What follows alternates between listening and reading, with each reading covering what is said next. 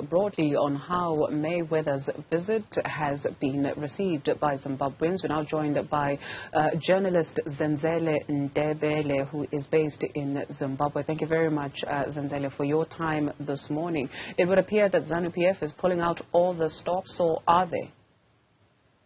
Yeah, they are going all out for this election, including bringing, Mayweather. By the way, Mayweather is an American, and lots of monies have been spent for this. Whether it serves the purpose, but it really shows a different outlook together. Probably how misplaced priorities are in our politics. What are the priorities? I mean, in Mabuku, where this comrade who brought in Mayweather is one of the poorest suburbs in Harare. There is definitely lots of issues when it comes to service delivery, when it comes to unemployment. I know people always argue that he's using his money, it's not the state money. But this is a person who has been classified as the biggest gold buyer in Zimbabwe. He was identified in the Al Jazeera Gold Mafia documentary as one of the people who are moving gold. And he is really a close ally of the state and those in power.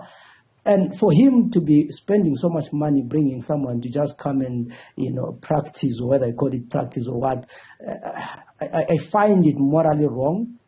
Because the same people that are clapping hands to Mayweather, they're going to go home to homes that have no water, no infrastructure, no unemployment, and that money could have been put to good use, and his campaign would have actually changed people's lives. So what happens after Mayweather comes? What do the people of Mabuku benefit from his visit? Because Zenzele Ndebele 5 years ago, Zimbabweans went to the polls, and you would almost, or you could almost talk of a tale of two cities in that country. You have Harare, I beg your pardon, and then you have Bulawayo. What is life like in both places? Well, Bulawayo has been struggling with water challenges, mainly because the supply dams are no longer enough. The new government has never built a dam since its independence. There is unemployment, there is poor service delivery, civil servants are struggling, everyone is really struggling. And it's catching up with the capital as well. In Harare, there is also, whilst they have major dams with water, but there is no clean water in most of the homes because of poor infrastructure.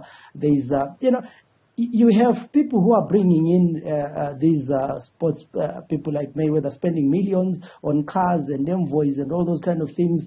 I mean, it's the people who are so poor who don't have the basic necessities. And life has not been easy, and it's not going to be easy. I think that in 2018 you were in Zimbabwe, you saw how people were hopeful that Mnangagwa was going to change the lives and all those kind of, but it has not happened. If anything, it has gotten worse. Yesterday he signed the patriotic bill which will criminalize criticizing the sovereign state of Zimbabwe and national interests, all those things like that. So it's really starting to dawn in people's minds that in 2017 they baptized tyrants and called them Democrats. And then you take a look at the narrative that Zimbabwe is under sanctions. Currently, Iran is in the country. The president of Zimbabwe, Emmerson Mnangagwa, saying that Iran and Zimbabwe are both victims of the West when it comes to sanctions. Again, how should we understand this narrative? And what does this do for the case of Zimbabwe, or the few that have been sanctioned, getting into the same room and having tea with Iran? Yeah, and then this whole issue of the mantra of sanctions, we've been told that Zimbabwe sanctions, they cannot move money. My question is, we read online that over $1 million or nearly $1 million could have been spent paying Mayweather. My question is, how was that money transferred if we have sanctions? Was it cash? Was it bank transfer? And is it really, I mean, the RBZ, or the Reserve Bank of Zimbabwe, doesn't allow, transfers for things that are not basic. Did the Reserve Bank of Zimbabwe find it necessary to transfer that lot of money out of the country?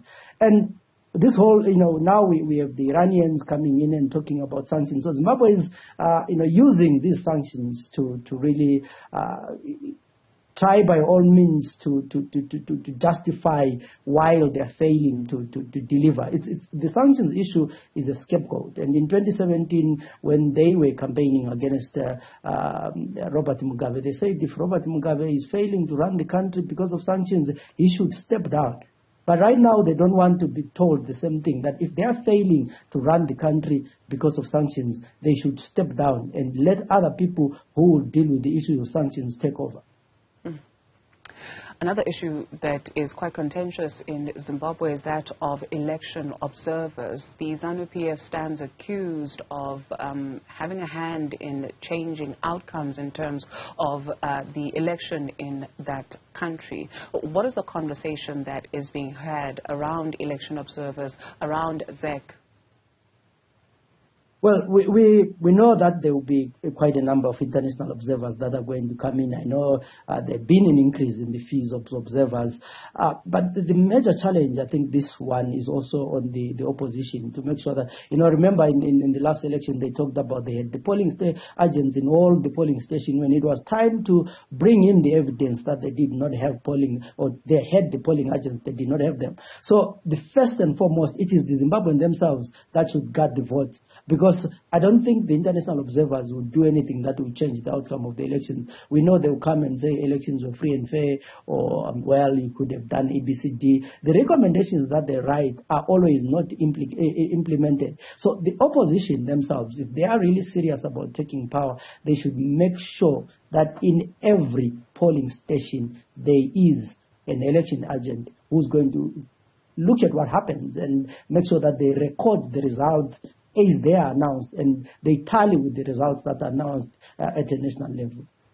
Zenzele Ndebele is a journalist in Zimbabwe. Thank you very much for your time this morning.